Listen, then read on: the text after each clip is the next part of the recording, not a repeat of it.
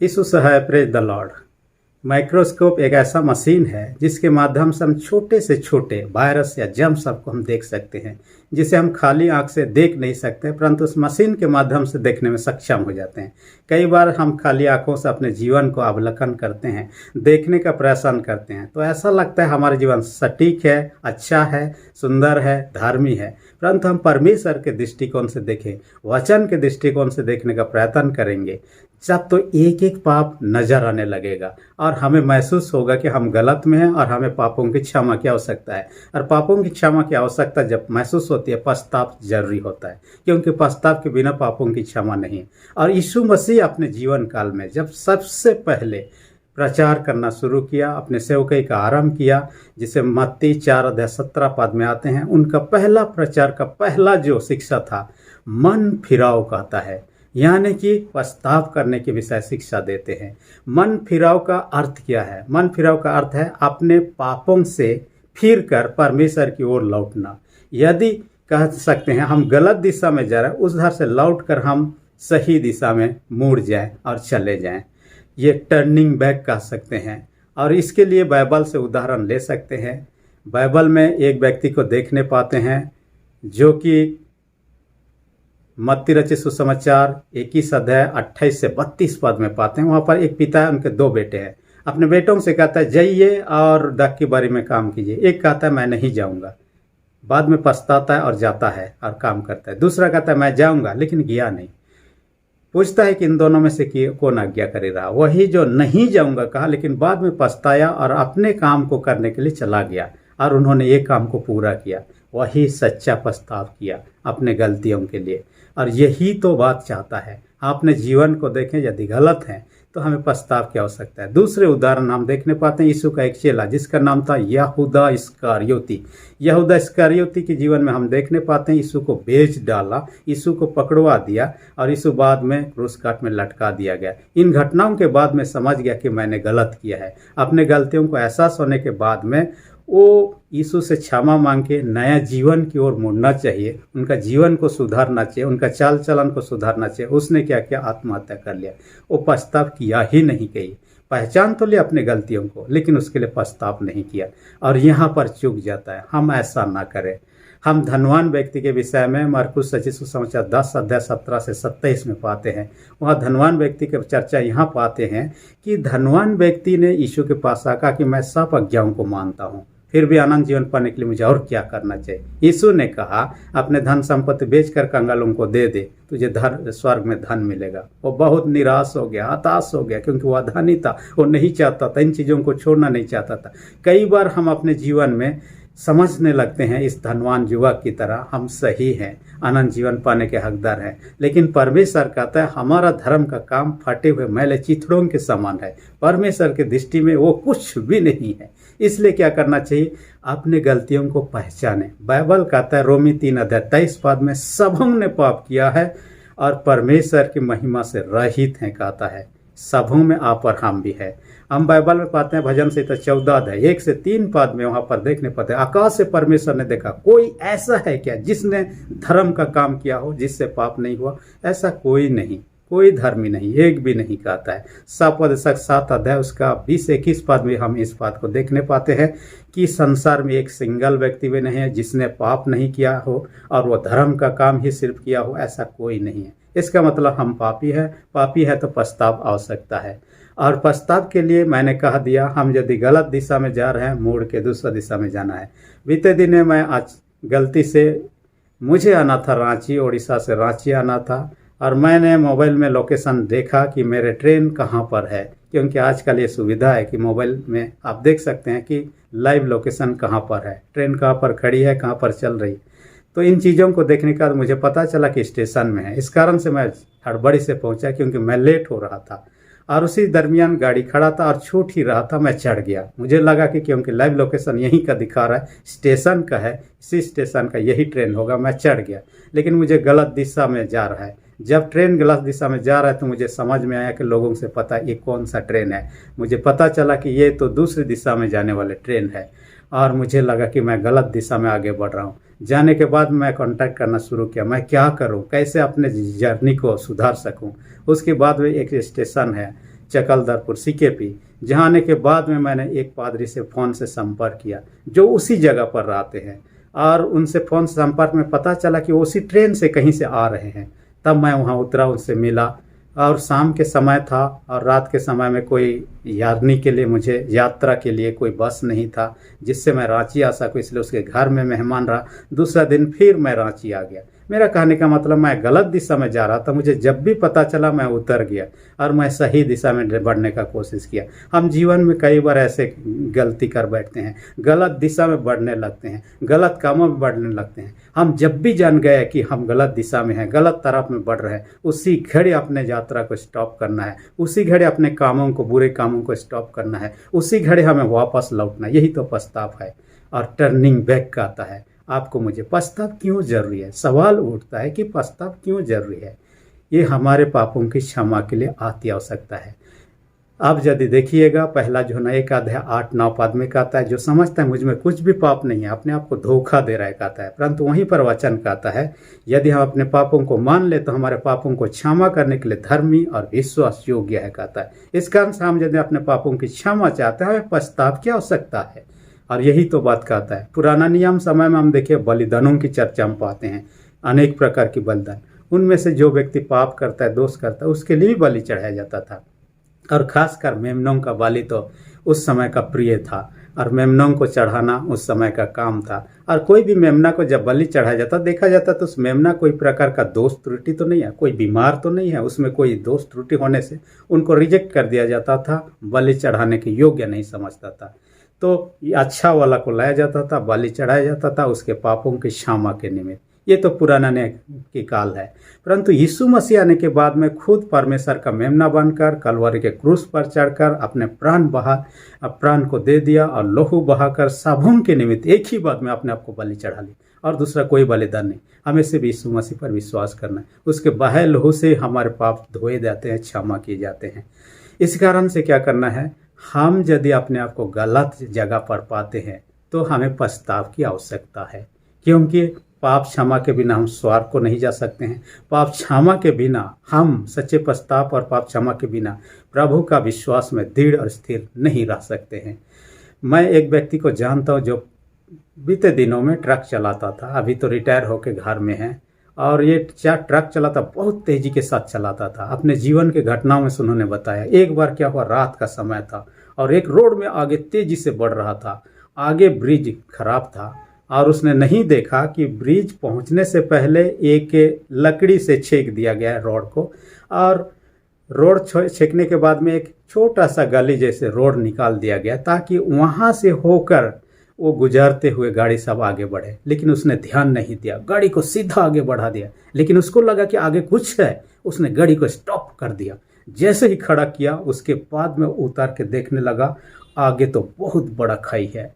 और उसने सोचा कि थोड़ा सा यदि मेरा गाड़ी आगे बढ़ जाता, मेरा गाड़ी नीचे होता, मैं जिंदा होता, मर गया होता, मैं नहीं जानता। लेकिन समय से पहले ही ब्रेक लगा दिया और वहाँ गिरने से पहले बच गया। तो उन्होंने फिर बाद में पीछे किया गाड़ी को, जिस रास्ता से मोड़ के जाना था उधर से वो चला गया और अपने मंजिल तक पहुंचा। हम कई बार ऐसे ही बढ़ते रहते हैं अंधाधुंध। हम देखें कि कहीं गलत दिशा में तो नहीं बढ़ रहे हैं, गलत कामों में तो नहीं है, गलत सोच विचार में तो नहीं है। यदि हैं, ऐसा लगता है, आज ही अपने जीवन को सुधारें, हम मोड़ जाएं वहाँ से। यही तो पछतावा है, और तब जाके हम पापों की क्षमा पाएंगे। अपने पापों के लिए प्रभु के सामने पछतावा की आवश्यकता है। तीसरी विशेष बात, पछतावा कैसे उत्पन्न होता है। ये परमेश्वर का दान है। बाइबल कहता है, प्रेरित क्रिया 11:18 पद में कहता है, पछतावा दो परमेश्वर हमारे मन में उत्पन्न करता है। हम मिस्र देश के 10 विपत्तियों की चर्चा पाते हैं, फिरौन राजा के चर्चा पाते हैं, जिसका मनों को परमेश्वर ने कठोर कर दिया। वो पछतावा नहीं कर पाया क्योंकि परमेश्वर ने कठोर कर दिया ताकि उनके जीवन में अद्भुत कामों को दिखा सके। ये पछतावा भी परमेश्वर हमारे मनों में डालता है, प्रेरित क्रिया 11 उसका 18 पद के अनुसार में। दूसरी विशेष बात कहता है पछतावा का जो कैसे उत्पन्न होता है, जब हम परमेश्वर का वचन सुनते हैं, ये हमारे मन हृदय में क्या करता है, पवित्र आत्मा काम करना शुरू करता है। जब पवित्र आत्मा काम करना शुरू करता है, हम अपने पापों को पहचानने लगते हैं, अपने गलतियों को पहचानने, अपने बुरे कामों को पहचानने लगते हैं। जब ऐसा होता है तब हमारे मन में स्वतः ही क्या कहता है, पछतावा उत्पन्न होने लगता है। तीसरी प्रकार जो हो पछतावा उत्पन्न होने का आता है हमारे जीवन में तड़ना होने के कारण से। दूसरी मैं जो कहा वचन सुनने के द्वारा, एक उदाहरण मैं बोलना चाहूँगा। साधु सुंदर सिंह का जीवन को हम देखने पाते हैं। भारतवर्ष में घूम घूम कर पैदल उन्होंने प्रचार किया। एक समय एक जगह पर डाकुओं ने उसे घेर लिया और डाकुओं ने उसको लूट पाट करने के हिसाब से घेर लिया, परंतु उन्होंने कहा मेरे पास पैसा कौड़ी कुछ नहीं है, परंतु उनसे मूल्यवान जिनिस है जो कि बाइबल है, इनमें से आपको बता सकता हूँ। उनको जब बाइबल की बातें बताए तो बताने के बाद, सुनने के बाद उनका जीवन ही परिवर्तन हो गया। देखिए, जब वचन उनके अंदर में गया, काम करना शुरू किया और उनके जीवन में परिवर्तन आया। वैसे ही हमारे जीवन में जब वचन को सुनते हैं, पढ़ते हैं, पवित्र आत्मा अंदर ही अंदर काम करना शुरू करता है, हमें पछतावा उत्पन्न होने लगता है। तीसरी विशेष बात जो मैं बोल रहा था, तड़ना।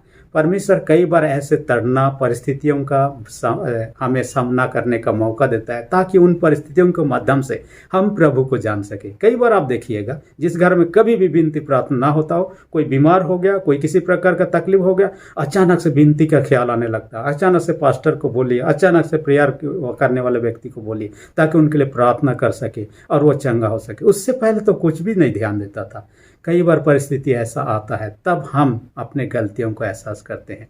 हम एक व्यक्ति के विषय में पहले भी चर्चा कर चुके हैं, वो तो था जॉनी लीवर। जॉनी लीवर के बारे में आप जानते हैं, जो कि हास्य कलाकार फिल्म दुनिया में था और उसने क्या किया, लोगों को बहुत हंसाया, लेकिन उसके जीवन बुरा था। वो अपने स्वयं के बारे में गवाही देता है, पीने, खाने, पार्टी, क्लब इत्यादि के कारण ईश्वर से दूर भटका हुआ जीवन था।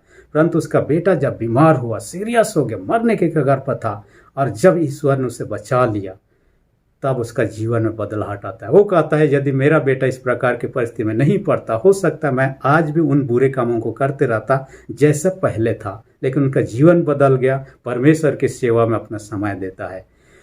चौथी विशेष बात जो कहता है, पछताव का परिणाम। पछताव करने से क्या होता है, कहता है हम पाप क्षमा तो पाते हैं, ये तो हम लोग जान गए।